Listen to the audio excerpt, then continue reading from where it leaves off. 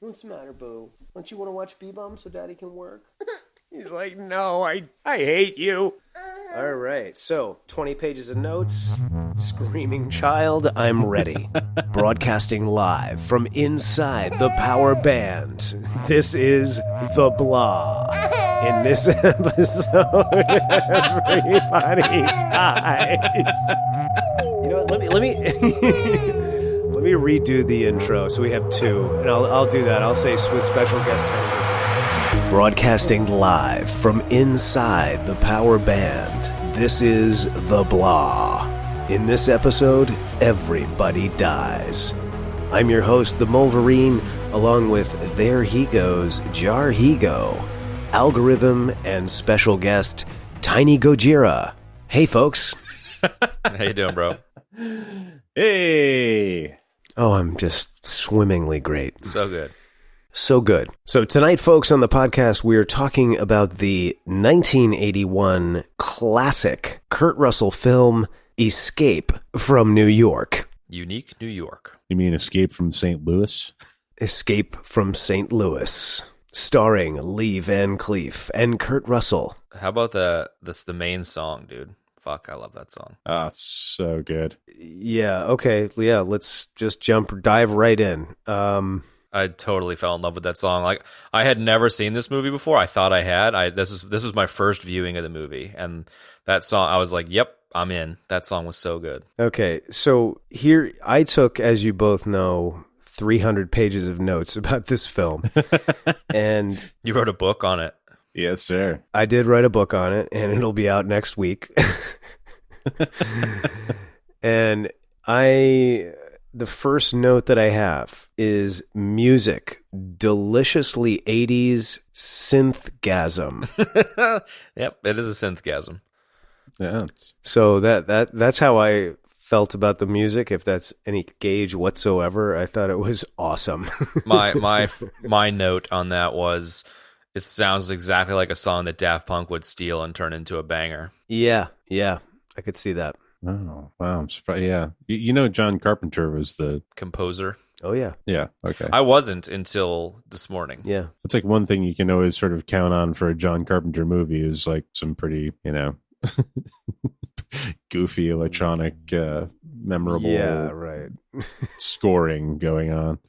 Yeah. Absolutely. I mean, this movie really has everything. It's got Lee Van Cleef. It's got Tom Atkins. It's got a chock full of nuts coffee shop. It's got Ernest Borgnine. It's got Harry Dean Stanton, Isaac Hayes. Terrible, terrible sound effects. And just a score for the ages. A score that is so good. I really don't even know what to rank it next to. It's pretty legit. Yeah. And they stole the set from THX 1138 and stuck it in the Statue of Liberty. Yeah. So, shall we go through this film chronologically, point by point, or what? Do you have a novel worth of notes? I think we should just follow your lead. Yeah, bro. All right, let's do that. Okay. Yeah, the score all the way through my is first just pretty note fucking is, terrific. I mean, it's pretty awesome. Oh, it's great. It's so good. I'm gonna download it somewhere, and I'm gonna have it on my phone to play in the background while I'm trolling the streets. You know what I mean? I just love, you gotta love films with like an opening little bit of narrative on the screen, and that was a huge thing in the 80s, especially in science fiction films, because science fiction films were just becoming popular and people were just starting to look at them as like an actual, art form. So, in order to kind of explain it a little bit better, they would do these little narratives. At least I think that's how it started. And, in the beginning, I'm guessing it was like the studio execs being like, yeah, maybe you better give them a little backstory to start off with so people aren't confused. That kind of a thing. You could totally see the guy. He's got like a perm and like wireframe glasses and a cigarette in his mouth. He's like, what the fuck is this? You guys need to put some words at the front of it or something. I was actually thinking about that. It reminded me of that Kevin Spacey, Walter Matthau, Obi-Wan thing, Like, You know what I mean? How he's like, these tracks are side by side. these bantha tracks are side by side. And then he's got the stogie in his mouth, and he's like, what the hell kind of picture is this anyway? You know, like I think that was probably a lot of people, studio execs and actors in this film when the film was being made. There's no question in my mind about that. So do you know that was in this particular what are we going to call that? Like a title, like a back, like a what is that? There is a name for it, and I can't remember what it is. James Tiberius Google, where the fuck are you? Where are you? Jimmy's on. James Tiberius Google is off tonight. I love his middle name. It makes me so happy. What, Tiberius? Yeah, it's just so good. No, it is good. So anyways, if you're following the thread, you know what we're talking about. That was narrated by Jamie Lee Curtis. What? Yeah. No. Yeah, there's a female voice that's like narrating the whole thing, explaining that New York is now a prison. It's the year 1997, and crime is increased by 400%. Whoa. And that's Jamie Lee Curtis. You've got to be kidding me. That's awesome. Yeah, and you know that all of those effects are practical to that whole thing. None of it was actually done with a computer. That's crazy, man. I know that most of them were, except for what I assumed were like the wireframe building, views on the monitors. No, dude. Do you know how they did that? They actually took the mock-up of the city and they put like reflective tape around all the edges of the shit, and then they like shot it with like a black light, basically. Oh my God. That is so brilliant, man. I love it. And basically made it look like Tron. Yeah. Like all of those little effects that they did were like when he's like in the glider and shit, like, and all those little like monitor screens are on, like all that stuff was practical effects. Wow, that is so cool. Now that's a really cool way to make a computer generated look with practical technology. You know what I mean? Yeah, I mean, I guess at the time it was cheaper to do it that way, so they did. Well, it was cheaper to do it that way, but computer generated film like effects in films were like starting to become hot, especially in science fiction films. Like, I think at that point Tron had already come out. I'm not sure. I don't remember the year on Tron, but no, not yet. I don't think. No, not yet. Okay, so. But that sort of thing was like definitely becoming a hot ticket, Anyways, not to get sidetracked because you were building up a head of steam there, Kev. I was building up a head of steam, but you mentioned a few of the things I was going to talk about. Like, firstly, the film is released in 1981. In the film, in 1988, crime rises 400%. So in 7 years, crime rose 400% to the point it was so bad that they were like, all right, well, let's just take the entire island of Manhattan and we're going to build a wall around it, and that's going to be the single prison for the entire United States. Like, so ridiculous. I love it. Really, really plausible premise. And then on top of all of that, they tell us, and they have to tell us this in the opening narrative by Jamie Lee Curtis, that it is now 1997. So this movie takes place in the future of 1997. And then on top of that, just to accentuate the point, they put "now" on the screen in giant capital letters. I was like, okay, so it's 1997. I got it. Got it.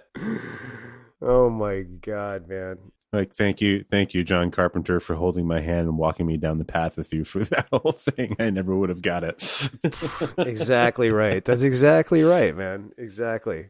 And the only other thing from that beginning that I just thought was sort of humorously noteworthy was, when she's like, the U.S. police force. I'm like, the U.S. police force? Okay. Like, crime is so bad that now they've just made one giant police force, and that's the U.S. police force. Roger that. Yeah. Forget about all the other pesky little police forces. Then we get into that we open basically on the two guys in the homemade raft. They're trying to escape from the island of Manhattan. Okay. And they are paddling furiously across the East River. They're the control room. They're like, oh, well, we've got a bunch of people trying to escape by water. So they send a chopper out there. And the great thing about it is that, like, over the PA and the chopper, they tell the guys on the raft, you have to turn back immediately. And then they wait like literally less than 10 seconds. They fire some sort of projectiles into the water and then they do nothing. No, they wait. Then the guys turn around and start paddling back to the island. And then you see a guy like hit a detonator button and they explode and they blow them to Kingdom Come, man. Like, turn around or we'll kill you. And then they turn around and get blown to shit. Exactly. Like, it's like, why did you even bother sending the chopper, or doing any of that stuff, man? It's like, they could have just killed him from there, fired two rockets or missiles or whatever. I just thought that was great, The next note I have after that is Tom Atkins smoking. Tom Atkins smokes so much in this movie. In fact, he's smoking in almost every single scene. And I feel like a lot of the scenes open on him finishing a smoke break and then the action happens in that scene. Like when Houck, Lee Van Cleef, makes his first appearance in that totally weird limousine. Because, in the 80s, anything that was important or glamorous had to involve a Lincoln Town Car limousine. I mean, right? Totally. I saw that limousine pull up and I was like, oh, this must be like a senator or something. And it gets out and he's just like the cop's boss. It's just like, what the fuck are you driving a random limousine for? No, not driving it, riding in it. It's Lee Van Cleef in a full like BDUs and his like thick Coke bottle glasses. Like, I'm surprised there wasn't a limousine with like a little mini swimming pool on it or something, because that was awfully 80s too. Oh, totally. And it didn't even have the boomerang on the back. Like, how could it not have the boomerang on the back, And then it's like this, but the funny thing is like the scene opens on Tom Atkins smoking, and then it waits like a couple of seconds, and you're watching him smoke, and then you see the limo like creeping in the background, and then the action kind of starts to zoom in towards the limo, and it's like, oh, the scene wasn't about Tom Atkins having yet another smoke break, like it was just like, okay, it's all one big Marlboro commercial. Yeah, pretty much. I mean, he did a lot of smoking, what can I say? And actually, I need to rewind because before that happens... I love how excited you are, man. I know. I mean, I'm very excited about this film. It's just Ben and I listening to you read your notes. Like, Ben, do you have anything to say? I'm ready to jump in here at any point. You just do it. You just jump right in. So let me wind that back a second. So before that happens, the Lee Van Cleef entrance in the limousine, we get the bus entrance. And off the bus comes a drifter, a tough guy. And we don't know who he is.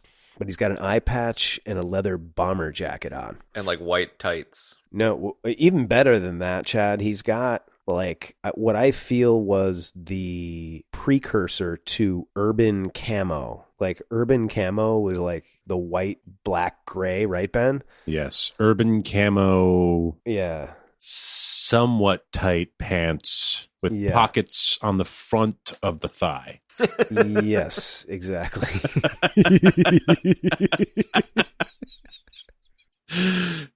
Shit. Like, what do you fucking store in thigh pockets? Slim Jims or something? Like, what the fuck? I don't. Scooby snacks. I don't know. I have no idea. Totally. 9mm bullets. Yeah. With pepperoni, 9mm. Eye patches. Spare eye patches. Yeah, spare eye patches. I like that. There you go. So Snake, when he comes in, so they go through the arduous process of basically we have to watch him walk from the bus all the way through the facility, which is a little more than we probably need. But where again, Jamie Lee Curtis is like the sort of robo voice in the background, like please stay behind the orange line. That whole thing, yeah. Was that Jamie Lee Curtis as well? Yep. Oh my God, that is just that is the most mind-blowing thing about this film is that what you told me is that she is the narrator, dude. I mean, I can't believe that. But the great thing about that whole narration as he's being processed, because she becomes like the Majel Barrett Roddenberry of Escape from New York. It's the line is, "You have the option of being terminated and cremated on premises. If you choose this option, please notify your duty sergeant." I was like, oh boy. And it's like, it's super matter of fact, man. Like, one thing I could say about this film is like, there's like tension building in this film. Like, they tried so hard to build tension in this film, and like, they literally failed at every turn. I mean, wouldn't you agree? Oh God, yeah. They wanted you to take it so seriously. Exactly, man. You know, and that part is a testament to that, because I was like watching it again when I did my notes run through, and it was like that part comes on, and it's like nobody's reacting to it. The guards aren't reacting. Snake isn't reacting. Nobody's reacting to it, and it's like it's so put in there for like harsh shock value in like a 1984 kind of way. You know what I mean? It's like it just falls so flat, man. Yeah, yeah. Okay. Great little pause there. So I was taking a sip of coffee, actually. So then we got the Lee Van Cleef arrives by limo. Keep plowing through it. Yeah. Yeah. Lee Van Cleef arrives by limo. We already covered that. Anything else you want to say about Van Cleef like emerging in the beginning of this film? Can we back off the play-by-play for a minute? And I'm just curious about like when you guys first saw this, and like how many times you've seen it, and like what kind of role it had in your when you're growing up and stuff, because I had never seen it before. I'd only seen Big Trouble in Little China. Wait a second, you're telling me this is the first time you watched this movie? Yeah. Since we decided, oh my God, wow. Yeah, it was awesome. I thought I had seen it, but I was confusing it with Big Trouble in Little China. Oh, wow. Okay. Ben, you need to take that one first. I might have been like 8 or 9, something like that. Because it's like the perfect movie for an 8-year-old. Yeah, like 8 or 9, I think. I was 9. Yeah, I was 9. You know, I grew up out in the sticks, so we didn't have cable. my buddy had his parents had HBO, so they would record movies. So they had like a smattering of that and Escape from New York and Swamp Thing and the first Star Wars movie, and it's like a smattering of these kind of movies. So the first time I saw it was at his house via dubbed from HBO VHS. Yeah, nice. And was it a big thing for you? Like, if you only had 5 movies, I guess you probably watched the hell out of it. Yeah, I mean, I don't think it made a particularly huge impression on me, but it was entertaining, I guess. Yeah. Because I've always just assumed that you guys both like really love the Snake Plissken movies, and like it has a special place in terms of nostalgic and stuff like that. But you didn't really have as much of a connection to it. Is that what you're saying?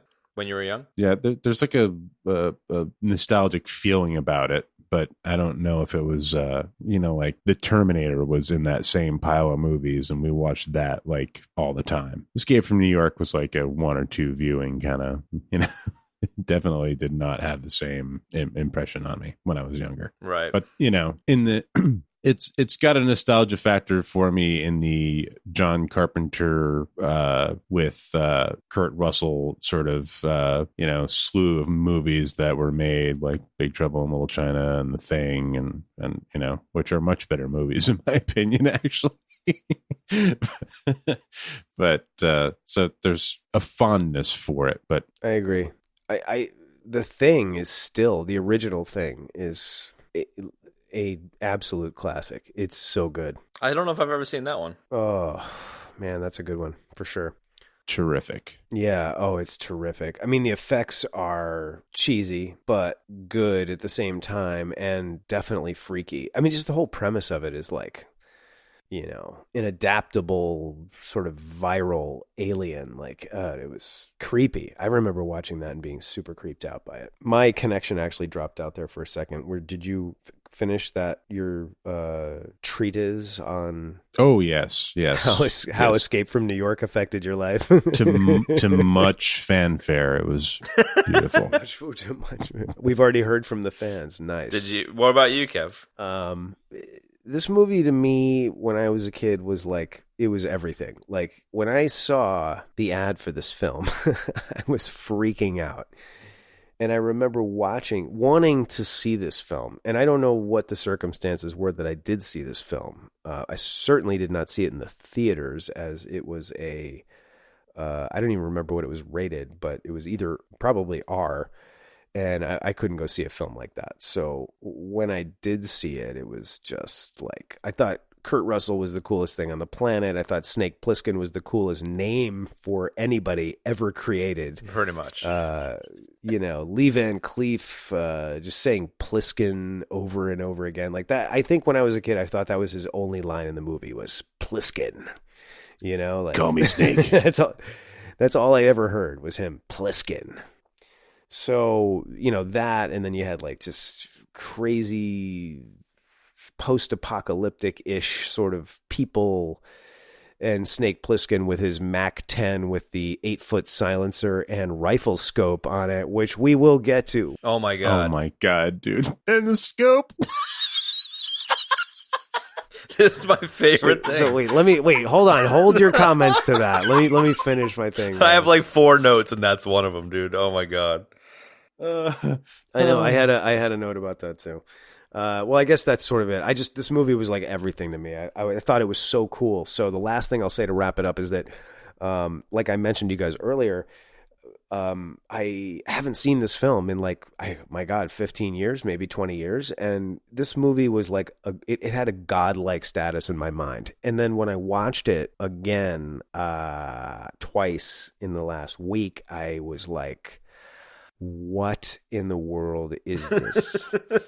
Fair enough. Film? It's not a film. I don't even know what this is, but it's like terrible and awesome, and it's like a storm tornado with electricity flying down the road. Like, I don't know what it is, man. Okay, let's talk about the damn gun, dude, because you got to. Dude, it's like one of the first notes I had was the fucking gun with a silencer and a scope on it. Like, fuck me running. It's so good. Oh, God.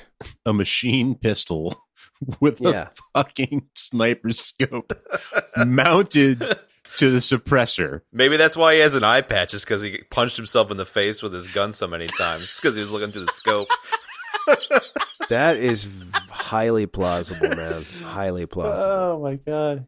This movie is so awesome. They get so much mileage out of that gun because like the Duke gets a hold of it and he's like taken with it. He's just like, oh yeah, shooting at the president on the wall with a gun. Oh God, it was so Isaac Hayes. I know, and I love how in that scene he's looking through the scope, shooting at the president, and he's missed him by a wide margin, about 15 times. And he's about 10 feet away from him.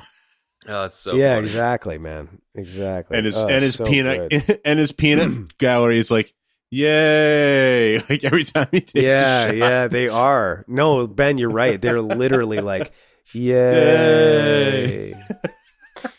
I'll tell you, the other thing was that his backup sidearm was like a 38, and that had a ridiculous scope on it as well. And that was definitely a trope of like 80s weaponry. It was like, let's put a giant scope on it and that'll make it even cooler. Cause it does. It makes it look so much cooler. It really does. It's not at all practical, but it's so legit. Right? I gotta admit, every time I play a first person shooter and there's a revolver option, and somewhere down the line you're going to be able to get like some dope sights for that thing. And they always have an option. They always have an option that's like a giant, like a rifle scope, like a fucking like a marksman scope. Oh my God, it's so funny, dude. It's so true. I can never ever resist. It's just I can't either, man. I know. I can't either. But it's like the 9-year-old you in class, like drawing guns and knives and weapons on a piece of paper. Like there's always scopes and stupid shit like that. Like it's just perfect. Oh, totally, man. Yeah, it was like you can't just have a gun. What? You got to put shit all over it, Yeah, right, exactly. Can we take the perfect opportunity to to digress into the weapon selection table that had fucking throwing stars on it. I laughed so hard. Oh my God. Yes, absolutely, man. It's like, pick whatever you want, Snake. And he's like, I'll have the throwing stars. It's like, all right, buddy. Yeah, exactly. And there wasn't just one. There were multiple types of shurikens. It's so good. I can't even tell you the last time I saw a throwing star in a movie. And like, I was so delighted. Well, Chad, welcome to the 80s, because in every movie there's shurikens. Exactly. Like, just throwing stars everywhere. And I'm not going to use the proper name. I'm going to use the white kid in the middle of nowhere name, Throwing Stars. No, I'm saying shurikens because I remember I was the white kid from the middle of nowhere saying throwing stars, and then somebody told me that they were shurikens, and I was like, whoa. And I remember that. And you know how it is when you're a kid, like the kid that told me was like, dude, they're not throwing stars, they're shurikens. And I was like, to make me feel really stupid, which I did. But then I took that on, and I would say shuriken from then on out and make other people feel stupid. No, I felt stupid just then. So success. Did I? Good. All these years later, the legacy continues. The legacy of shurikens continues. Let me tell you the tale of the legacy of the shurikens. You know who should do that narration, Ben? Is James Wong, who played Lo Pan. Or Jamie Lee Curtis. Or Jamie Lee Curtis. Yeah, or Jamie Lee Curtis. No, his backup was Jamie Lee Curtis. James Wong. He played Lo Pan in Big Trouble in Little China. Oh, yeah. Okay, yes. He also played the Hannibal Chew in Blade Runner. Yeah. Ooh, ho. Anyway, was he the noodle bar owner in Fifth Element? No, Fifth Element, no, different guy, but that guy's been in a million movies too. Never mind. Never mind. This movie was rife with 80s proto tropes. Dude, it is. Dude, oh my God, that is already the best line in this show. 80s proto tropes. I love it. It is, man. I mean, this movie set the bar for, I think, anyway, set the bar for many of the 80s action / 80s action sci-fi film tropes that we saw throughout the entire decade. Wouldn't you say so? Yeah, I think it kind of made it okay to just smash all that shit together en masse, like they sort of seemed to borrow a little bit from here and there, but nobody had really seen it, No. Just like a buffet of throwing stars and like underground mutants and fighting the giant guy in a ring at the end. Yes. Yeah. Yes. Oh man, so tasty. I love, like, this is totally jumping the gun, but like, I love how the whole movie builds and builds and builds until like they're going across like the Brooklyn Bridge or whatever bridge it was with a fucking minefield and like going off sweet jumps and stuff. It's just like, what the fuck is going on here, guys? And what's his name takes a wrong step and blows the fuck up, and then the girl's like, I'm gonna die with him, and like it's just like so classic. Oh my God, Harry Dean Stanton's death in this is just—it's so bad. But it's so bad that I kind of liked it. Like, it was just he's such an interesting guy. Anyways, like I've always loved Harry Dean Stanton, and it's just like he's like the pain in the ass, double cross, triple cross guy, and then he just like steps on a landmine and dies in the hood of a shitty car. Like. Totally. It's like, hey guys, wait a minute, don't go that way. Go this way. Boom. No, he's chasing after one of them, yelling. Go left, go left. I have that somewhere in my notes. Oh, so good. No, this is after the cab blew in half. Oh, yeah, right. The cab blows in half and everyone's fine. Except for Cabby. Poor Cabby just, he didn't survive. That was so good. And like, I love that the cab blows in half like perfectly. It's like in a half. perfectly straight cut. Oh God! No, the only note I had about Harry Dean Stanton's death was I just wrote "brain bites it," and I can't remember what that was supposed to make me remember, other than his death was so completely lame and devoid of like tension of any kind. Like he was like running after one of them going, Snake, no, and then he just hits the mine and he dies. And then like the best acting in the film happens after he dies, in my opinion. Yeah, totally. And then Kimberly Cleavage is like, I'm going to stay here, and starts shooting at the guy driving up the road. Oh yeah, she's like, I'm not going out in the world without Brain. Because he was such a catch. There's a great long time wasting scene of Snake like, earnestly trying to convince her to, to come with, and then she just sort of gestures with her hand. And he sort of looks down at the gun and just like hands it to her. So classic. I love that the bridge is like the fucking gauntlet of death for like the entire like crew of protagonists, or one after the other. They all just fucking bite it. They somehow make it through the entire movie like unscathed until just the last 3 minutes. Yeah, exactly. Well, then they also talk about how, I mean, this movie is so full of holes. Like they talk about how at one point Brain's talking about how there was a guy that made it a cross. He made a map. Well, they're minds. Like how do you make a map of what? Like the negative space where for sure there are no mines? Fair enough. I never thought of that. Like if he didn't step on any mines, like he doesn't know where they are.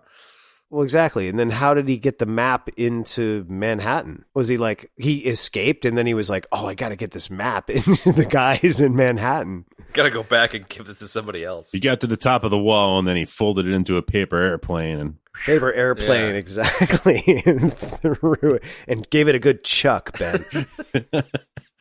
He put a paper clip on the front of it so it would go a little further, Totally. I love it. Yeah, no, Ben, what you were saying about Maggie's death, that was the best acting in the film. No, sorry, it's not Maggie, it's Kimberly Cleavage. Kimberly Cleavage, right? Because her boobs were like a whole nother. Adrienne Barbeau, who was John Carpenter's wife at the time. Really? Yeah. There you go. Right, and who was in like every Carpenter film ever, man. Pretty much, yeah. Yeah, but she when Brain dies, or bites it, as I put it in my notes, she's like starting to get emotional, and Snake looks at her, and it's like, it is the best scene in the film. Insert clip here because it's so worthy. Maggie, he's dead. Come on. And he goes, Maggie, he's dead. And that's it. Oh my God. And then he hands her the gun and she's like, no words exchanged because clearly none needed. She's staying behind to shoot the gun at Duke, who's, feverishly hurtling over the 69th Street Bridge in his chandelier-laden Cadillac. I love the chandeliers, dude. Segway. So ridiculous. Count Dooku crashes the car. Yeah. I love it. I love it. He also, you don't notice it really until I only noticed it at the end. And he's got the chandeliers on the outside of the car. And then he has a very large, not the same size as a basketball, but like one magnitude smaller than a basketball disco ball hanging from his rearview mirror. I did not see that. That's awesome. Yeah. Oh, yeah. It was huge. Like you could see it in this one scene when he's going across the bridge. I was like, wow. The car also had like a silver tinsel tail coming out of the trunk. Like a like a Just Married fucking cans. No, it was like a concentrated like a horse tail basically, like, but made out of like, silver tinsel. You can see it from the top, like when they're going over the bridge. You know that some prop guy was like, hey, I had this great idea, and he sticks a fucking ponytail on the back of the car, and they're all like, all right, Todd, nice work there, dude. Yeah. Perfect. Yeah. Exactly. Needed something to balance out the chandeliers. Yeah. Can we get rid of that fucking ponytail? Nah, dude, Todd really likes it. Leave it there. My favorite thing about the chandeliers was like in this, I'll call it the anticlimactic final scene of the film. Not the final scene, but like the final action scene when they're hurtling across the bridge. Isaac Hayes is like driving the shit out of that caddy, and he flies off the sweet jump, misses all the mines. Maggie starts shooting at him, and then he just rams into her, right? And she dies, and there is like a literal like tanker truck full of blood underneath her. Oh God, yeah. And then that's not even what I'm getting to, Ben, because you're gonna love this. They pan over to the car, and Isaac Hayes gets out. Chandeliers don't have a scratch on them. They don't have a single bit missing. There isn't a damn thing wrong with those chandeliers. Like they attached them really well. They didn't want to lose them. I mean, they did. They were made out of, like the crystal from Superman's Fortress of Solitude or something. Man, Jesus, that's awesome, dude. The fake blood was ridiculous, though. It was like, I love how you describe it as like a tanker full of it. There's just like so much like really bad fake blood everywhere. Right. I mean, right? You saw it recently too, man. I mean, There was like just gallons and gallons of blood of it, man. Oh God. And she's laying in the middle of it with like no blood on her face. No. You know what I mean? Like it's all. It's just another great not non-oversight in this movie. I love the Duke, man. Isaac Hayes was such an interesting casting. It was like straight up trying to go with the blaxploitation Shaft kind of thing, and it was hilarious. Oh, definitely, man. Yeah. And I think like it's funny because I forgot that he was even in this film until like I saw the opening credits, and I was like, Isaac Hayes. I was like, oh shit. Oh baby. Oh yeah, that cat Shaft is a bad mother. Shut your mouth. But I'm talking about Shaft. He can do it. So good. Yeah, you can go ahead and cut that part out. I don't know. That's good stuff. So, yeah, right, exactly. I got to figure out, like, I feel like it's like Bart Simpson, Ben. Like, I have to figure out a way to trick him into cutting out things from the podcast. Because when we tell him to cut things out, he always absolutely leaves them in. Leaves it in. Yeah. Yeah, it's... well, I'll cut that silence anyways. If you... And I just died. You did die. You're dead, dude. Right there. Terrific. Somebody, if somebody could make a transcript of the noises that just came out of my mouth, that would be great. That's good stuff. Yeah, if somebody could go out and drag the carcass back for us, that'd be great too. Yes. Whatever you don't want Chad to leave in, he's going to. Yeah. There's no amount of like reverse psychology or wizardry or trickery you can try to pull. It's just not gonna happen. Mm-mm. Yes. So we've spoken about the end of the movie at the beginning of the show. Maybe we should talk about the beginning of the movie at the end of the show. Yeah, I think that's a great idea. We were at the beginning of the movie, but you got weary of my play-by-play, so we went in a different direction. One thing that kind of blew me away a little bit and surprised me was being the first time I've ever seen it was the Air Force One flying into New York City and how kind of 9/11-ish it was. It kind of threw me for a loop for a second there. Whoa, dude. I didn't even think about that. That's weird. Because, like, the Twin Towers are in it a bunch and stuff, and then, yeah, just flying the thing in there. And it was, lady flying the thing terrorist style into the buildings. And it was just kind of like, wow, that's heavy. Fucking crazy. Yeah, I was honestly so sort of flabbergasted to see the World Trade Centers that the whole jet thing was somehow lost on me. It's like, oh wow, man, that's not what the New York skyline looks like anymore.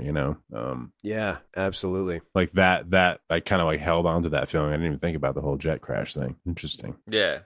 It was. I wouldn't say like it was like a heavy feeling. It was just kind of surprising. It was surprising to see a film filmed obviously in the early 80s, like kind of, I wouldn't say predict what happened, but like come so close to like, a reality. Like how unrealistic the entire movie is in that the one really weird thing, it was so close to home and hit reality. It was really kind of a weird juxtaposition. Yeah. It is a weird juxtaposition, man. You're right.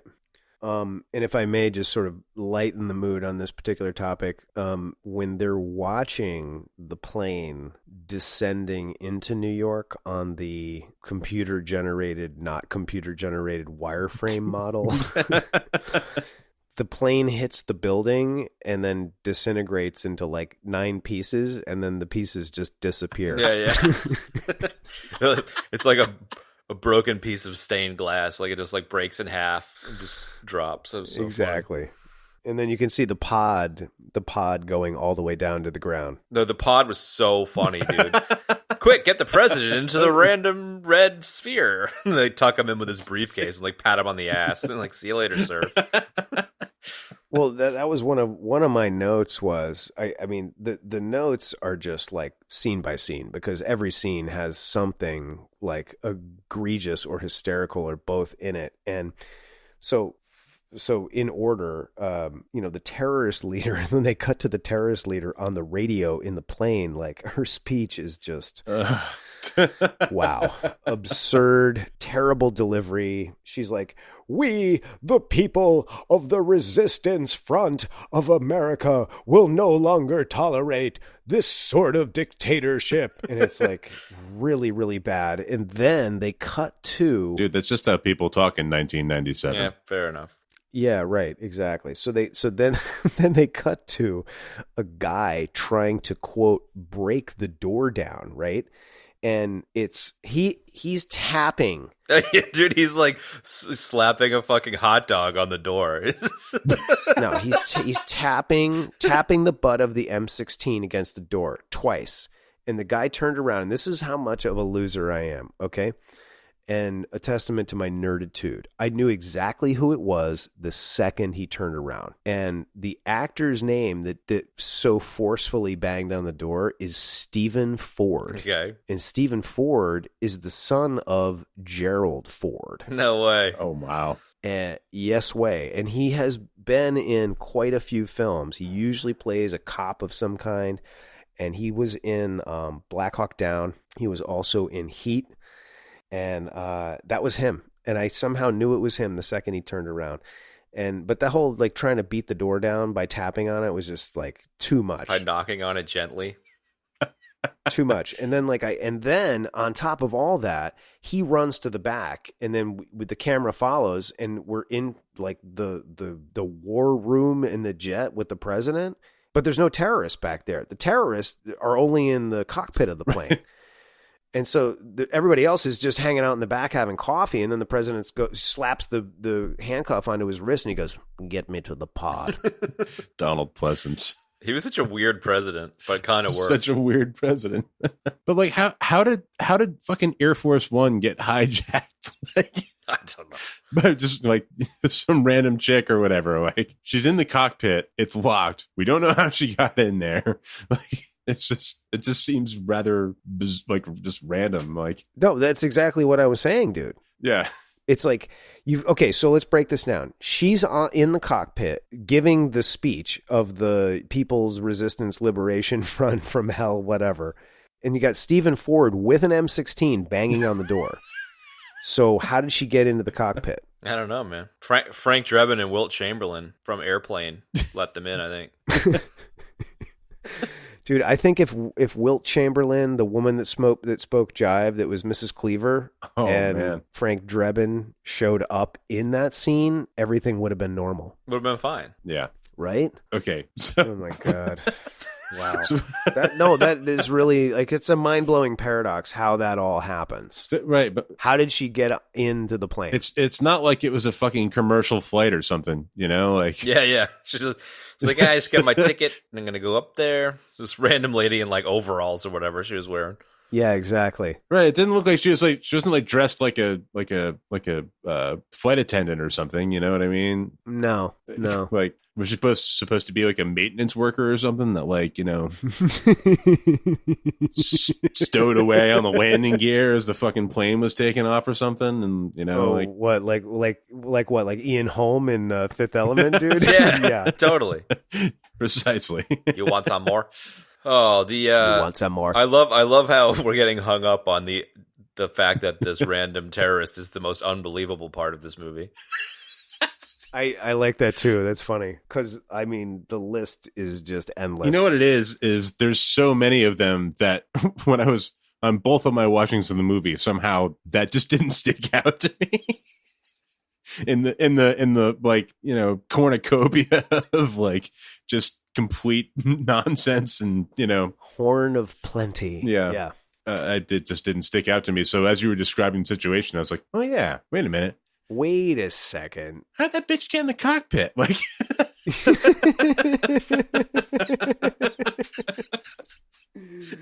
that's why you have to watch it like 2 or 3 times, man. oh my God. You got to watch it 2 or 3 times so you can catch all the insane discrepancies. So you can absorb the depths of the lore of this really deep and meaningful film. Exactly. Mine all the juicy bits of Beautiful film lore. Gold. Yeah, the lore. Oh my God. The Uzi with the scope is probably the most well thought out part of the film. So The Uzi with the scope. Yeah, that and Kurt Russell's final line to Maggie is probably my favorite part of the film. Yeah. See, I thought you were going to say Kurt Russell's final line where he's like, "It's Plissken." It's just like, what are you talking about? Okay, man. That used to be my old favorite line. Well, it's because he's like, call me Snake. Call me Snake. Every time Lee Van Cleef calls him Plissken, he's like, call me Snake.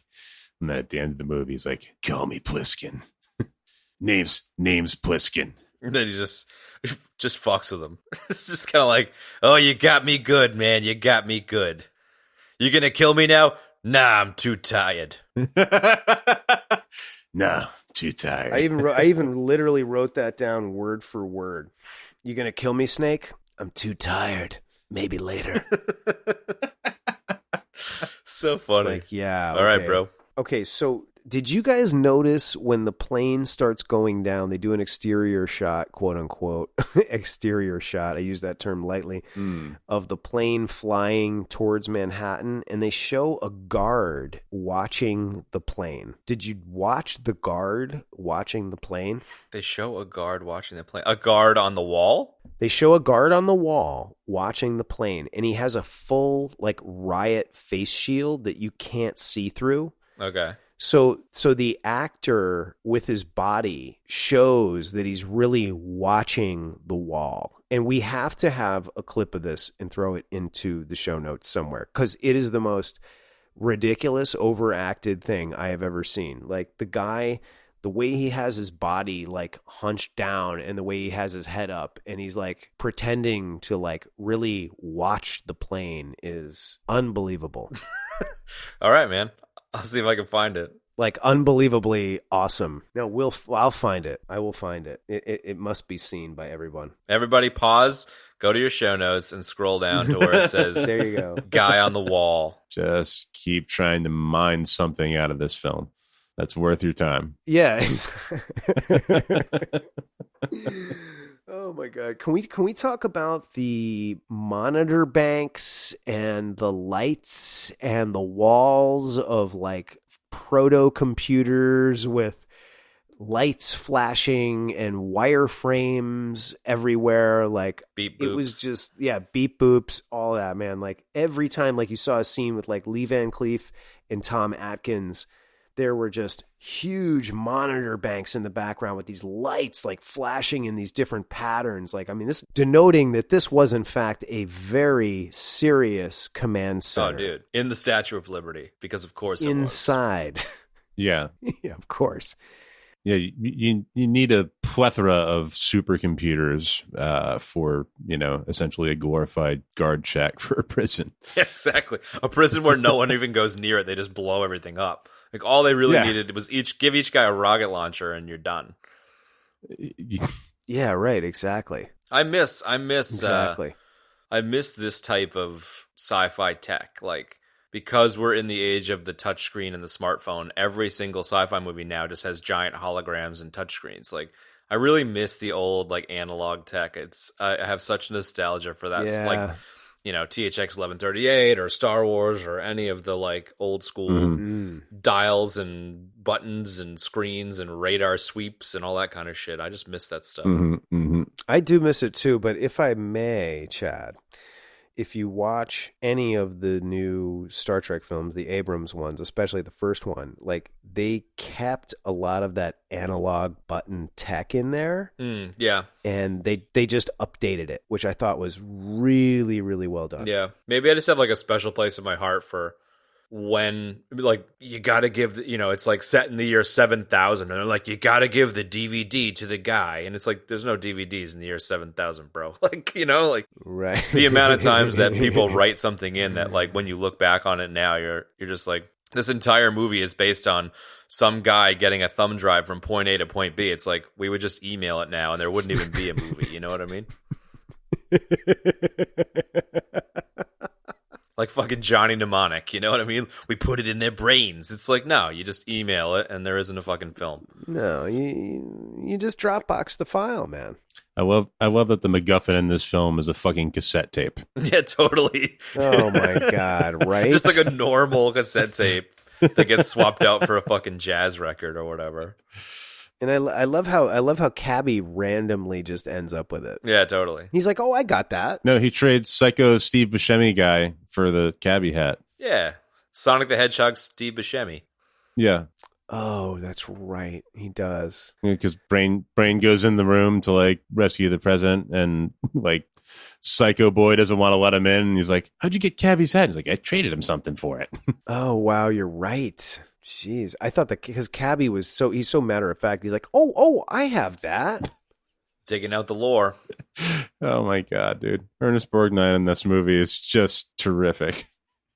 We gotta touch on the fact that like it doesn't get much more 80s than pulling the guts of the tape out at the end too, like all angrily. Yeah. Oh man, as he's walking away with a smoke in his mouth. Come on. Yeah, yeah. And the 40s music is playing over the president's thing. Dude, you know what we didn't even talk about in the beginning that is so...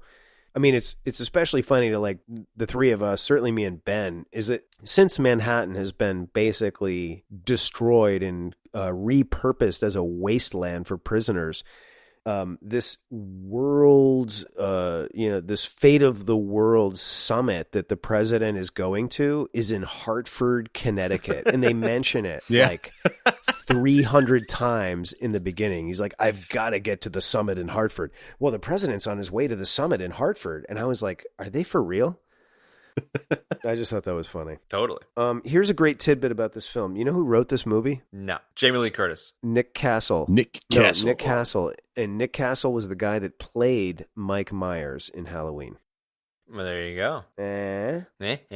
Little nugget there for you. That's a Kev Nug. Little Kev Nug. Coming at you. Coming at you. Little Kev Nug coming at you. All right, let's can I just want to take a quick second to write down that that's where I died right there because nobody cared about it. I think you're dead. Yeah. Can we talk about how the entire movie was filmed in St. Louis? Oh, please. I can only imagine how annoying this movie must have been to watch if you're actually from New York City, because all the places that are supposed to be, whatever they go to, like what's supposed to be the New York Public Library, which is where like Brain is staying with, Tits McGee. And, it's like, it's like the municipal library in St. Louis or whatever, or like then they're in like the train station and, it's like whatever, train station in St. Louis. And, like apparently it maybe supposed to be like Grand Central Station or something, and then like all the bridges that they're on or whatever, like all that stuff is just like, if you were from New York, it must have been like, that's not the 69th Street Bridge, Yeah, I didn't. That's a good bit, Ben. I didn't realize that this movie was filmed in St. Louis, but I mean, when you think about it, and my mind jumps to is like somebody, John Carpenter or somebody going to somebody in New York and saying, we need to film this movie here. It's called Escape from New York. And like them reading the script and just laughing and being like, yeah, no. May I suggest calling St. Louis? Yeah. If there's one group of people that'll be super forgiving, it's New Yorkers. Oh man. No, there was just like a group of blocks or whatever in St. Louis that had like there was a huge fire or whatever, and they hadn't like, it was just kind of like a wasteland. They hadn't like started to rebuild or anything yet, so they just used that whole area as. Oh, yeah. Nice. Nice. We just used this old neighborhood that was destroyed by gang violence. Yeah, it was kind of or imitating life kind of a thing. Dude. Yeah. Good times, man. Oh my god, the love that this movie gives out, it just keeps on going, man. I mean, my god, dude, Van Cleef is so casual when he's talking about rescuing the president. It's like they're talking about what they're going to have for lunch. You know what I mean? He's like, should we rescue the president? It's like, and then they're like, and then one of like the all-time best tropes. So like when he finally gets, here we are still at the beginning of the film. Like when he finally gets Plissken in there, because they never talk about why they have to use Plissken. It's just like, he's like, well, we got to rescue the president. Well, I guess we should probably see if there's like a badass prisoner here who used to be a total badass that we can get to rescue the president, because we don't have anybody else. Because Tom Atkins was like, I can't, I'm too busy smoking. Yeah. The other guy's like, I'm on break soon. So then they do like, like another, and again, this is my like favorite word as of right now for the next like long while. The proto-trope of reading off the list of badass accomplishments. When they finally drag Snake into Houck's office, and Van Cleef like picks up this piece of paper and starts reading off the list of why Snake Plissken is such a badass. Is the proto-trope for this to come in a zillion movies. I mean, my God, right? Yeah, totally. Yes. and even better than that is that Van Cleef's first line to him when he I think it's when they're in the office, is he goes, "I'm ready to kick your ass out of the world." Oh my God. It's too good. I just raised my eyebrows with this look on my face, like, the world, huh?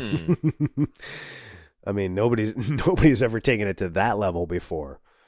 Oh my God. And then like, there's like a lot of tropey lines that I don't know if they were invented in this movie, but I feel like they might have been, like Snake saying, "I don't give a fuck about your war." Like, president of what? Come on. And yeah, right, exactly. And then yeah, president of what? And then Van Cleef, like, he fires back with, "You're all I've got." It's like, okay. But they're trying to play it so fucking serious, and they're just oh my God, not delivering at all. Not delivering at all. I don't know what it was. It was like they used some sort of like serum or something to like rob all of the performers of their energy when they were acting, because it was not coming out in the performances, man. Oh wow. No. What about the what I also loved was that in the beginning when they're talking about New York, they're talking about how like all the inhabitants converted everything to steam power. That's so random. Like the cigarette smoking perm guy that was in the studio was like, well, wait a minute, how do they drive around? It's like, oh, we need to write something in.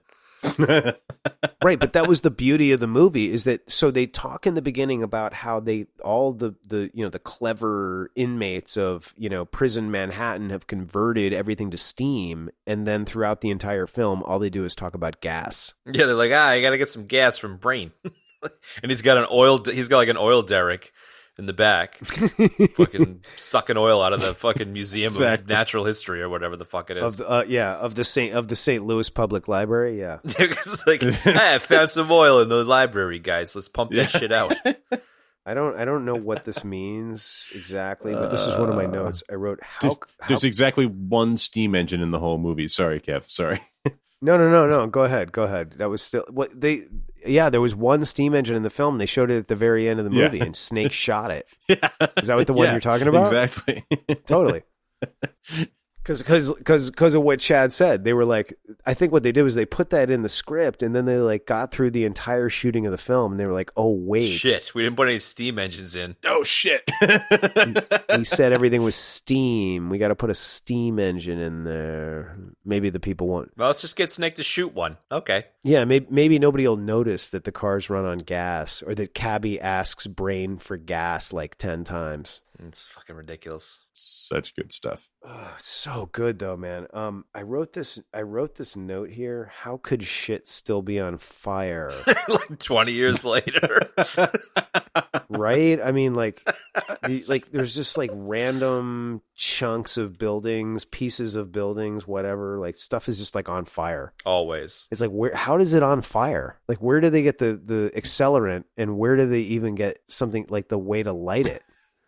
I love the opener where, you know, the cops come in on the helicopters and land and start running across the street, and Sonic the Hedgehog comes out and he's like, "You got 3 seconds to turn around," and he's got like the president's ring finger in his handkerchief or whatever. Yeah. It's so funny. That scene, yeah, it is. It's great. It's like less than a minute after the president lands in the pod. They've already chopped off a finger and they're basically like, "Fuck off, cops." This is so funny. Exactly. And that was when I was convinced that guy was Steve Buscemi. Fair enough. And then later I was like, it's Steve Buscemi's or Steve Buscemi's cousin or whatever. I am the walrus. Shut the fuck up, Donnie. Yeah, cuckoo Choo, man. That's where I died. That guy was great. He had a lot of like, he didn't have a lot of lines, but he really played up like the weird kind of like crazy kind of post-apocalyptic prison world person, you know, like he really put a lot of energy into that. I appreciated that. But he looked like he was going to be like, he looked like, you know how there's always like the final boss fight, but just before the final boss fight, there's like a henchman fight. He looked to me like he was being set up to be the henchman fight the whole time, and then he just gets like shot in the gut at the end, and it's like, that's it. He's like, ah! And then he ends up fighting some giant fucking Andre the Giant wrestler with a Russian mustache and fucking baseball bats him. No, it was Zangief's brother, dude. Ben, do that noise again.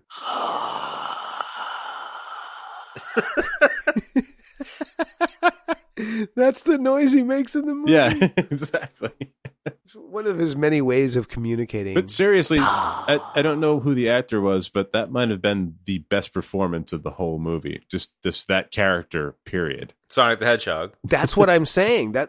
Ben, that's what I meant a minute ago. That's what I was saying. I was being serious. Like, that guy really put a lot of energy into making like, oh, there's something weird and menacing and you know. Totally. Yeah. No, he was legit, man. He really dialed it in. I thought that was really good. He had that, fuck, I'm trying to think of the name. Was the Road Warriors the first movie? What's the second movie? The Road Warrior is the second movie. Mad Max is the first one. He kind of reminds, I don't know when those came out, but he kind of reminds me as like the prototype for a lot of the Mad Max style henchmen. Except Mad Max came out before this movie, but yes, I totally get what you're saying. Well, then they lifted from it, you know, because like, oh god, yeah, you know, like he lifts from it, but I think it's like it fits. Like having a Mad Max style crazy person in this movie just makes so much sense. Absolutely, man. Yeah, well, there's a whole lot of post-apocalyptic weirdos running around in the city. Yeah, they're all just like slinking around and they never do anything. This is like Snake wandering down a street for 5 minutes silently, and then like little dudes scurrying in the background, and nothing else fucking happens. He's like, nothing okay. happens. Then he goes into a diner and makes out with a chick who gets pulled through the floor by zombies. No, she doesn't. He doesn't make out with her, but that part is weird. They come close, yeah, and the fucking chock full of nuts. That's right. The coffee shop is called Chock Full of Nuts. Chock full of nuts. Fuck, this is a classic. I gotta say, man, like I was delighted throughout this whole movie. I mean, it kind of fell apart in the middle a bit, but like it was a delightful film. You know, like it really like. I wasn't expecting much, but I was fucking pretty stoked. Like it really is the proto trope, you know, movie. It really just hit all of the right notes. I totally agree, man. And I mean, you're right. Ben nailed it. It's this movie. The title of this episode needs to be proto trope. You just coined a term, Ben. Rife with 80s proto tropes. Proto tropes, bro. I'm telling you. This movie, like, here's one of my favorite things about this movie. The amount of time, like, okay, so Plissken... It's Snake. Is like, okay, sorry. Call me Snake. I love Call me Snake. I love that you just did that. You totally caught me off guard and it worked. That was great. Okay, so Snake Name's Plissken. is I'm even happier that you just did that. I was like, I hope when I say Snake, I literally was just thinking, I hope when I say Snake, Jarhigo goes, call me Plissken. And you nailed it, bro. Okay, so Plissken, according to Lee Van Cleef's rundown of what a badass he is, he's like some sort of ex-Delta Force member. And he's, been all over the world. He's a superpowered badass, all this sort of thing. Right. Yeah. Did a tour in like Leningrad or some shit. Yeah, right. The tour in Leningrad. Let's not forget about that. Yeah. Then he gets into prison Manhattan, and everybody either knows him or has heard of him. In the amount of times people say in this movie, "Hey, I know you're Snake Plissken, aren't you?" It's like, I love that. I could not get over that. Like even Cabby says, and I might have got this mixed up, but I'm not really not sure about this. He says, "Snake, when did you get in?" Yeah, he did. Yeah.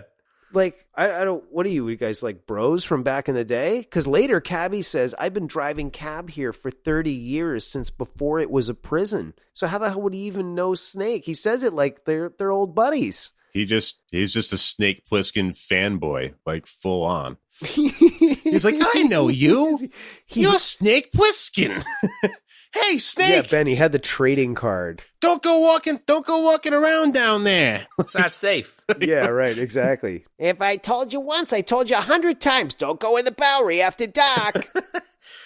Just like Cobra Commander was the nanny in the Hasbro MCU crossover, Cabby was Snake Plissken's nanny when Snake was 6 or 7 years old. And so 30 years go by and he runs into him again. That's what it was.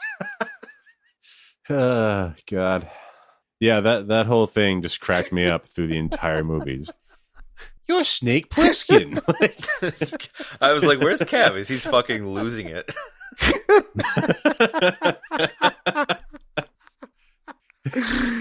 Oh my God. There you have it, folks. Cabby was Snake Plissken's nanny back when he was a kid. End of movie, end of podcast.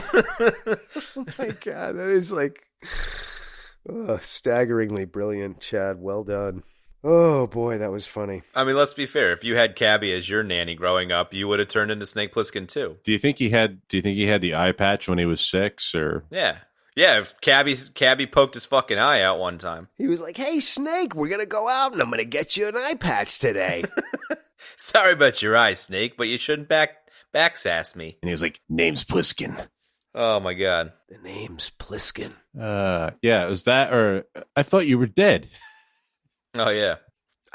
God, man, I swear you're like reading my mind. I was literally just about to say, when Maggie says, "Heard you were dead," like, how? Is there like a newsletter? No, Kev. Is there a newsletter inside the prison, Kev, dude? the fires, man. It's smoke signals. That's how they communicate.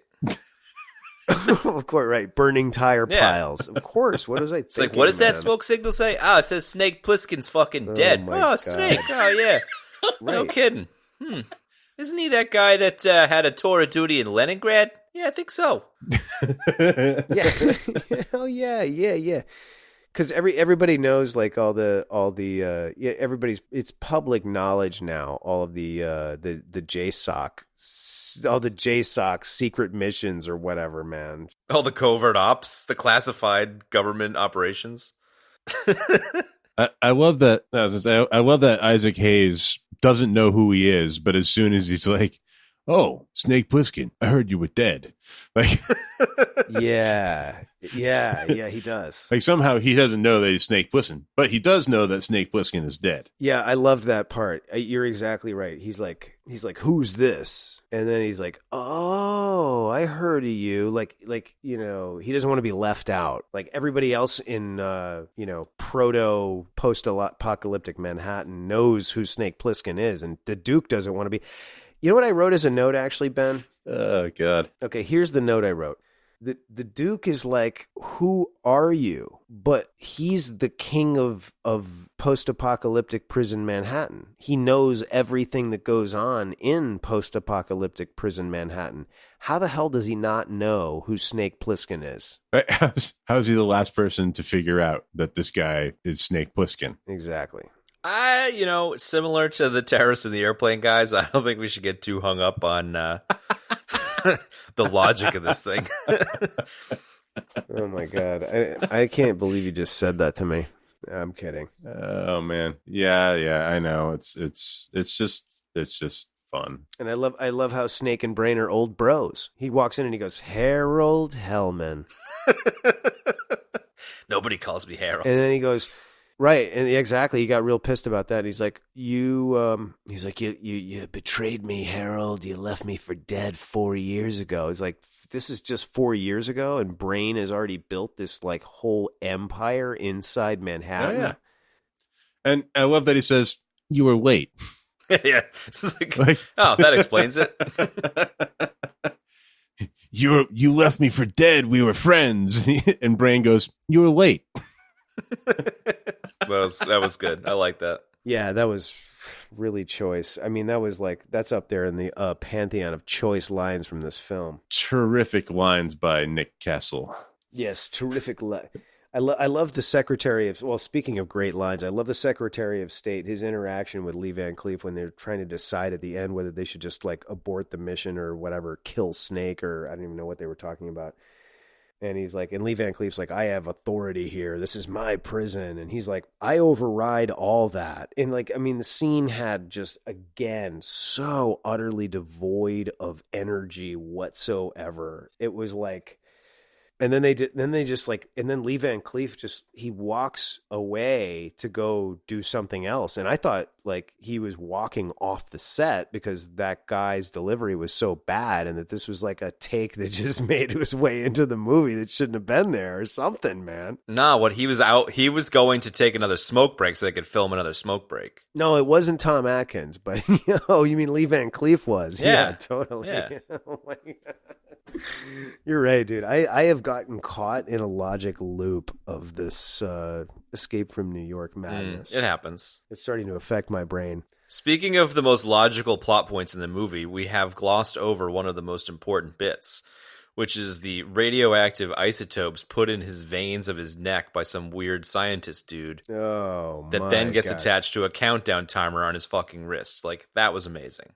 That was amazing. And actually, I wrote that down as that. I thought that was pretty innovative, actually, because that was not the sort of thing that we started seeing until much later in science fiction films with like implanted trackers and that sort of thing. You know what I mean? So I was kind of like, that was pretty cool, man. I just love the timer bracelet, though. Like, he's trying to go all covert and he like gets, snagged by the Duke or whatever, and then finds his fucking timer bracelet. Like, it's totally subtle, Like, why do you have a countdown thing on your wrist, bro? Well, no. Remember, the beauty of the bracelet was that it actually had a cover on it, and the cover was the head of an eagle. No, wasn't that the beacon button thing, not the countdown timer? Yeah, it was.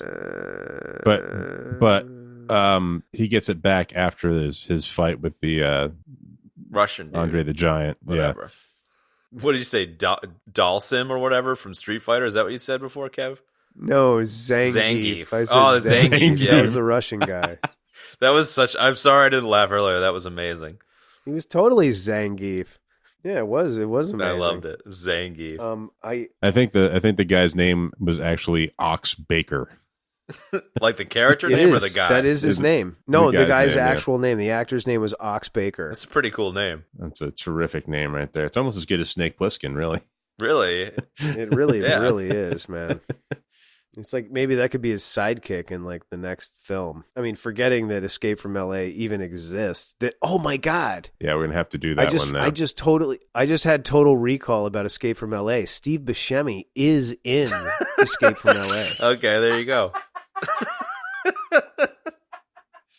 I have a pretty strong feeling that Jarhigo's laughing at the fact that I didn't realize that until right now. A couple little things I want to talk about. What was awesome was when they stole the car from one of the Duke's guys. Oh, yep. the family truckster. And they drive away, and you realize, no, it's a freaking Ford Country Squire, man. I was like, and my note that I wrote in my notes was "Rollin' in a Country Squire." Was that a National Lampoon's car? Yeah, same vehicle. Well, I mean, it was the Wagon Queen family truckster, but it was a Ford Country Squire that they turned into the Wagon Queen family Right, truckster. exactly. Perfect. But yeah, that was a Country Squire. The other thing too about Duke, like we've talked about the music in this film, but when Duke makes his first entrance, like right around the time that they steal the Country Squire, the music is so good when he makes his entrance. And then to make it even better, they start adding a ton of cowbell. And that cowbell just keeps on going and going and going. And it makes just everything more awesome. Like that whole 5 to 10 minute stretch is just great and just full of cowbell. That is exactly what I was going to say. Are you serious?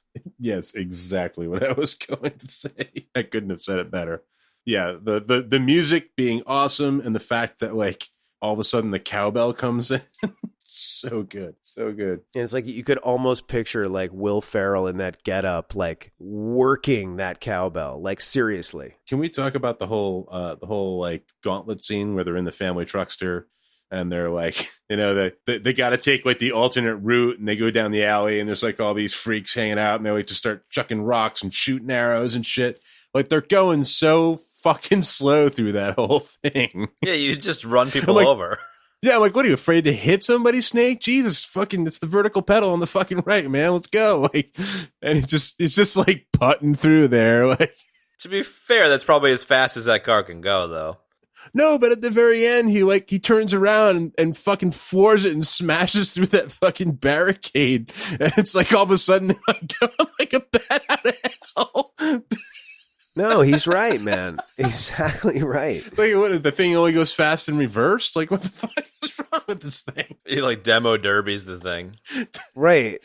Well, no, my observation was the opposite, Jarhigo. It was like, why are they chucking all this shit at the car? Why don't they just press inward and then he'll have to stop the car just because he literally cannot plow through the sheer number of bodies that are around him? Because there was like a couple of 100 people throwing trash and rocks at the car. Yeah, they could have just flipped the thing over. Yeah. But again, you know, this is part 3 in our 3-part series of terrorists, and like we're seeking some serious logic here. No, but again, I mean, I'm like, this plays to what Jarhigo is saying, that like the car was moving so slow. All they had to do was step in front of it, and the thing would have stopped. And yeah, Snake would have rolled the window. I mean, like, excuse me, guys, yeah, we just need to get through here, instead of running the guy over. Yeah, I mean, he definitely wouldn't have started firing that modified MAC-10 at anybody. No, because he didn't have clean line of sight with that scope, you know? You need to just really look through that thing. Well, exactly. Oh, man. You know what, guys? I can never figure out, and I had this as a note, and it was like almost became like a mind-bending puzzle to me. Where did the limp come from? Did I miss something? Didn't he get shot with an arrow in the leg or something? He got shot with an arrow in the leg when he was trying to save the president. Yeah. Yeah, on the train, like just before the train scene. All right. Yeah. Okay. I didn't realize that, because I was like, I must have missed that somehow, and then all of a sudden I'm like, why is he limping? Like, it's just this limping is ridiculous. It's a terrific fake limp from Kurt Russell there. It's just brilliant. Can we talk about that scene though? Because he goes in to save the president. He ghosts the first guy, and the president's like looking at it, and the other guy's like, what the fuck are you looking at? He turns around and he shoots fucking Kurt Russell in the leg with the arrow. And Kurt Russell fucking hucks a knife straight into his forehead. And the dude does the classic knife in the forehead face. You know, like every 80s movie where a dude gets a fucking knife in the forehead, they like tense up and their eyes get big. They kind of like look up. Yeah, the eyes roll back a little bit. Yeah, the eyes roll back a little bit. And then they like slowly fall over backwards, you know? The guy executes it perfectly. And the Academy Award goes to Knifehead Guy. Totally. That's not a proto trope, man, but that's a straight up trope. But yeah, you're right. That is so classic, knife in the forehead. Yet another 80s proto trope. I don't know if it's a proto trope, man, but it's for real. I love the sound of that though. It's like, oh, that's so classic 80s knife in the forehead. The old 80s knife in the forehead. No, it happens in Big Trouble in Little China. Yeah. It does. It does exactly right. And John Wick takes some of that on too, I think. Yeah, it's a Goldie, man. It's been there throughout the years. Oldie but Goldie. Yeah. Let's talk about the can we talk about the ring fight for a second? Oh yes. Oh please. The nail bat ring fight. So limping Snake, with what we now know, he has a tattoo of a giant cobra on his stomach that I'm assuming goes all the way down to his penis. So it's like, where's the tail end up? Like, It better. And I love how he has not a hair on his body, and he looks like he just stepped out of the shower. They drag him into the ring, and he starts to fight Zangief with bats, but swords. Yeah, they're having a bat fight, but it's like with swords. Then all of a sudden, they both get garbage can tops. Then they get the trash can lids. I mean, it's great. And then the best part about the entire fight, I love that they're just beating the shit out of each other's trash can lid with the fucking spiked bats. Like, that's all that's going on. It's like one guy hits the other guy's trash can hip, and then it's right back at you. Like, they're just like, whack. I love that. Exactly. I mean, it was like a textbook, like choreographed, like sword fight. You know what I mean? Okay, now you hit his shield, and then he's going to hit your shield, and then you're going to hit his shield again. Yeah. So the ring fight, the best part about it that I loved was that when he walks in, everybody's booing him, and they're cheering for Zangief, right?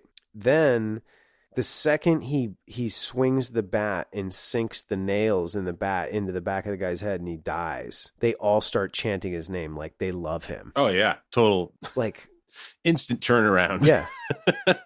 I mean, like instantaneous turnaround. Like not like two people, like the entire crowd in that place. Yeah. Yeah. And like Chef is sitting up there, like he doesn't really do anything. He's just kind of hanging out. And the dude comes up to tell him that the president's been taken away. And they all just get up and bolt and just leave fucking Plissken standing in the ring with his fucking shirt off. Exactly. Exactly. Oh my God, this movie is just like this treasure trove of tragedy, man.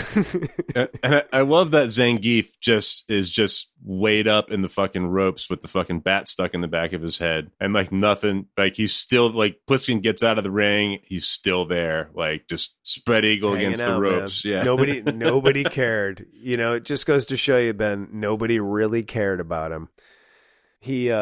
The funny thing about that is that like it's the most like anticlimactic ending for such like a giant character like that, who's like, you know, looks like this indestructible person who's going to like smash, you know, Snake into like a bone dust, you know what I mean? And then the guy just like, he just kind of leans over on the ropes, like no big noisy crashing fall to the ground or anything like that. Just falls on the ropes and everybody's like, all right, what are we doing next? You know? Everyone just bounces. no, he just gets hung up. Yeah, it was like snake.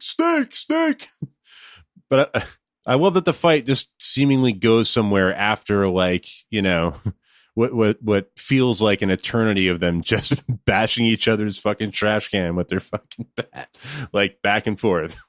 Like they're not even trying to fight. They're just like they're like doing a dance or like, you know, playing a beat or something. They're just like, Yeah. you know what I mean? No, that's exactly what happens. Cause they don't like, they're just, it's bat to bat and bat to bat and bat to bat. And then they get the lids and then it's just like bat on lid, bat on lid, bat on lid. Like neither of them takes like any hits. Right. Except for the 116 penny nail to the head that kills the guy. I think he gets him in the nuts first. Ooh, I think you're right, actually. that would hurt. Yeah, that would hurt. I gotta say, like when they go downstairs, I think either from the ring fight or it's either there or from the top of the World Trade Center after those guys push the plane off. He's like, Brain's like, I got a car, Snake. It's right downstairs. And they go downstairs. President opens the door of the car. And what's his face gets in and he's like, oh, the car's dead. It won't start. So they open the hood and there's a guy in the engine bay. Funny. And my biggest question is, where did the engine go? Where the fuck did the engine go? Exactly. Dude, I cracked the fuck up when I saw that. He's like, I'm going to take the engine out so I can hide in here with my makeshift crossbow. With my crossbow. Right? So yeah, I pictured them like picking up the hood and the cables are gone, but they pick up the hood and the engine's fucking missing. It's just like, what the fuck? Right. There's like a dude in there with a crossbow and a mullet. Oh my god. Oh man. I know we talk crossbow and a mullet. Did you say crossbow or crossbro? I think if you have a mullet, it might be a crossbow. Whoa, I like that a lot. You just coined another term, Ben. Congratulations. This is your night. We pretty much talked about the end of the film in the beginning, like with crossing the bridge and Maggie's death and like the greatest line in the entire movie. But there was a couple of things at the end that were just so fantastic. Can I chime in with one real quick? Yeah. Oh, yeah, please go ahead. So I love, this might be one of the ones you had too, but I love the fact that the president shoots Duke from the top of the wall. Like, that was so freaking hilarious and amazing. Yes. That the president is like bruised and battered and beaten the whole movie and kind of like whimpering like a dog. And then he's like, fuck it, I'm just going to shoot the shit out of this guy. It was so good. Yeah, he leaves Snake just hanging on the wall too. He shuts the fucking thing, but there's no reason for him to do it. But he just shuts it off and leaves Snake hanging on the wall. And Snake's like, "Whoa, what the fuck?" And he's like, "You're the Duke. You're A1." It just lights him up. Just lights up poor Chef. No, he's like he really loses it, man. So like what happened? Like here's the way I jotted it down. Duke has Snake's gun. Snake is on top of the pile of garbage, waiting for the winch to come back down. Duke, like Snake is lit up by floodlights that are shining on the wall. Duke shoots and misses Snake completely, even though Snake waits like a minute to dive out of the way. He misses completely. Then there's two guys on the wall that are completely shrouded in darkness. The Duke looks up at them and he blows them away with just a couple of rounds. Both of them dead. Then as Snake is laying in the trash and Duke is about to like move in for the final kill, the president grabs one of the guards' guns from the wall and goes completely mental. And like he doesn't just shoot Duke. He like empties the entire clip into the guy, man. Oh yeah. Dude, yeah. He loses it. And then he goes and sits down in a chair and gets makeup put on his face. He's like, "Okay, time for my television appearance." I'm going on the television in two and a half minutes. Oh man, such a great performance from Donald Pleasance in that. So great. You know, like everybody that was in this movie was in Halloween, including the writer. Was that Halloween? Yeah, exactly right. I kind of liked the cheesiness of Snake giving the president an opportunity to say thank you or whatever, and instead the president's like, "I'm busy, sweetheart," and then he swaps the tapes out because of that. I kind of thought that was funny. Yeah, that was funny. I'm sorry. I'm going on television in two and a half minutes. Thank you for saving my life. The old tape switcheroo. Yeah, I think Snake had the original tape the whole time. He handed him off the thing, and he was going to give it back to him if the president gave him a good answer to his question. Yeah. But the president didn't. The president was a dick. Oh, a lot of good people died back there on that bridge. What did you think about that?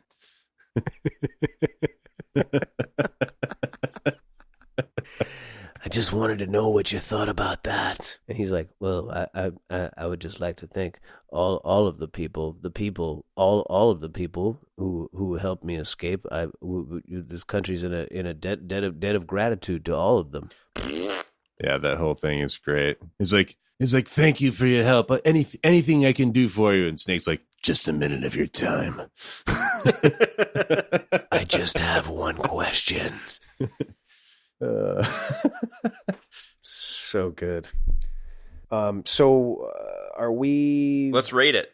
Let's rate it, right, Ben? Unless you have anything you wanted to add to this madness. Oh man, like I said, we could go on all night about this shit, but we gotta put a bow on it at some point. So now is as good a time as any. But we gotta go to bed.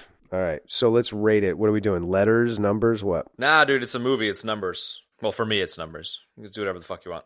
I understand. No. We'll abide by your. All right, I'll go first. Go, Chad. I'm looking at my algorithm. So on my algorithm, I've got Army of Darkness, Wayne's World, Airplane, Spies Like Us, Real Genius. All amazing films. Yep, Blazing Saddles, that kind of stuff. I kind of feel like it falls amongst those for me. Okay. Originally, when I was watching the film, I was kind of like, the movie that jumped out was Beverly Hills Cop. I was like, is this better than Beverly Hills Cop? And then I was like, I don't know. I don't think so.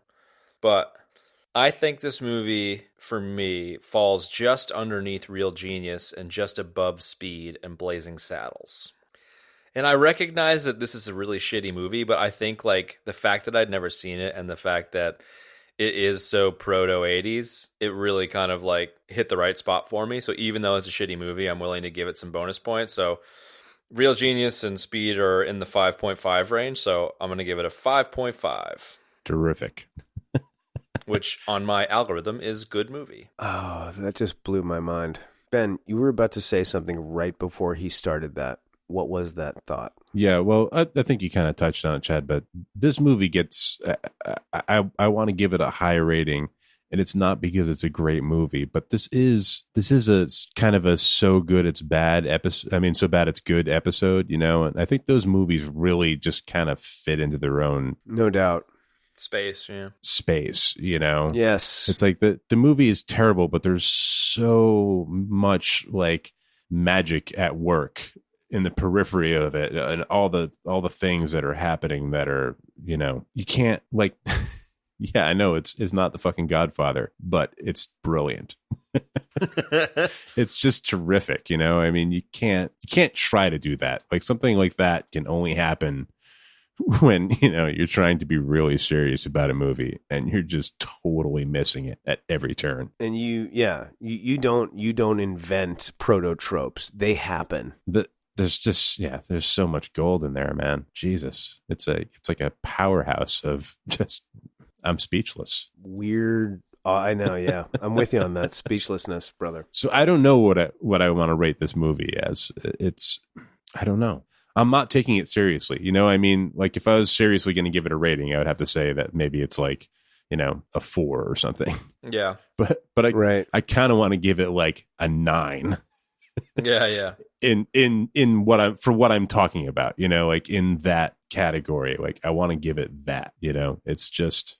Well, I think that you were generous with, you know, Marvel movies and stuff, for example, and I think that you ended up with, you know, some of these Marvel movies in the 8s, and you could make a pretty strong argument that it would beat the Marvel movies for the sake of like the nostalgia and like the uniqueness of the film. I think that like you're kind of commenting on wanting to give it a 9, like it fits with that.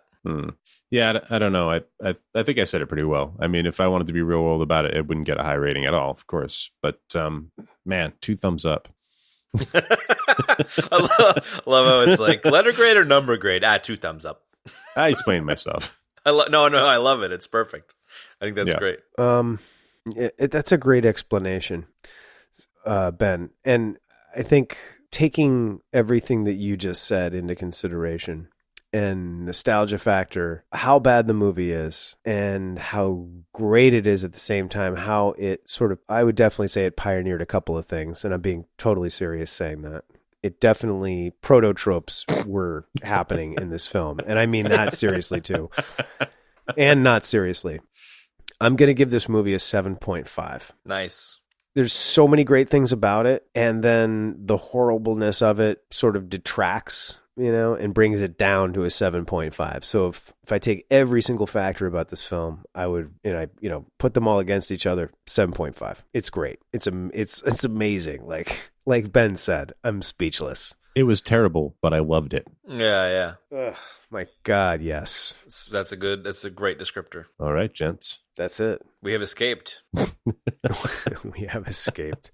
The winch came down. Now it's time to escape this podcast. I'm gonna say so long, folks, and thanks for tuning in. See you, dudes. Good night. That's going to wrap up this week's episode, folks. Don't forget to tune in next week when we talk about The Boys. To see links to the stuff we spoke about today, you can find the show notes in your podcast app of choice or at our website, ebd.fm/episodes/20. You can shoot us questions using the Twitter hashtag AskEBD. You can find me at Molverine on Twitter, that's MOHLVERINE. Chad is at Chad Normal on Twitter. Ben is at Jarhigo on Twitter, that's JARHEEGO. If you want to support the show, we would really appreciate it, and there's two great ways to do that. The first is rating and reviewing the show. It helps other people find us. You could also tell somebody about the show.